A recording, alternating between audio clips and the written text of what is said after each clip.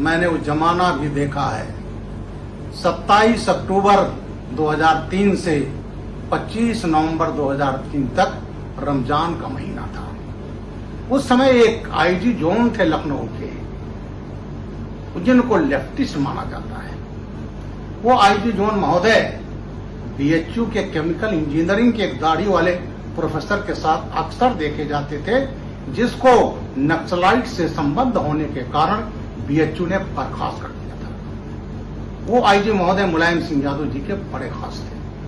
उन्होंने हनुमानगढ़ी के महंत को पटाया गया राजनीतिक रूप से, और ये कहा गया कि हनुमानगढ़ी के ठीक सामने सड़क पर रोजा इफ्तार होगा, नमाज पढ़ी जाएगी।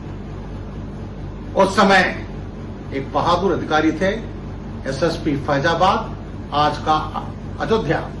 उन्होंने कहा ये चीज नहीं होने दिया जाएगा। तो उस आईजी ने गुस्से में कहा कि मेरा चलता तो मैं हनुमानगढ़ी की छत पर रोजा इफ्तार करवा देता।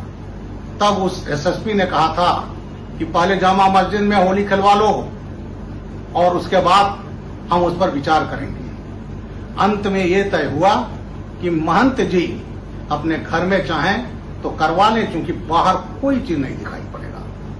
लेकिन जो इंटेलिजेंस की सूचना थी कि ये जो वहां के मुस्लिम थे, महंत जी की 3 सीढ़ियां थी जो सड़क पर से उनके घर के अंदर जाती थी, उस पर बिछाएंगे और फिर उस पर लोग बैठेंगे और फिर आगे हनुमानगढ़ी की बाउंड्री तक बिछाई जाएंगी चटाइयां और नमाज पढ़ी जाएगी। जैसे ही पहली चटाई महंत जी के पहली सीढ़ी पर हुई ऊपरी, वैसे ही एसएसपी के निर्देश पर उस चटाई को उठा करके फेंक दिया गया। और फिर वो जो उनकी मनसा थी हनुमानगढ़ी से पर नमाज पढ़ने की किनारे तक, वो मनसा फेल हो गई और महंत जी ने अपने आवास के अंदर, अपने अहाते के अंदर नमाज पढ़वाई।